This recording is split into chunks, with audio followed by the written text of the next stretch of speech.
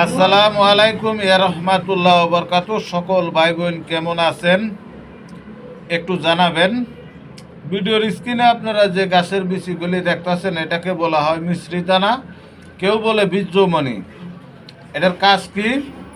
এটা যাদের প্রস্রাবের রাস্তায় অনেক সময় ধাতু ভাঙে তাদের জন্য হতে পারে এটি একটি মহা ওষুধ।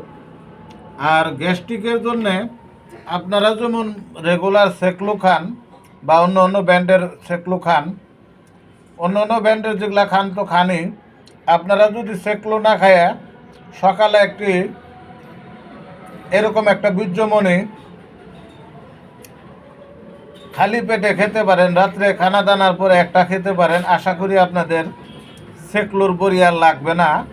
এই প্রাকৃতিক চিকিৎসা এটা যদি গ্রহণ করেন আল্লাহ রহমত শতভাগ উপকার পাবেন। গ্যাসের জন্য 1 নম্বর ওষুধ এটা হতে পারে। যদি আপনাদের কাছে ভালো লাগে অবশ্যই চ্যানেলটাকে সাবস্ক্রাইব করবেন, বেল আইকন বাজায় দিবেন, নেক্সটের ভিডিওগুলি যেন পেতে পারেন। আজ এ পর্যন্তই। আল্লাহ হাফেজ, সকলে ভালো থাকবেন।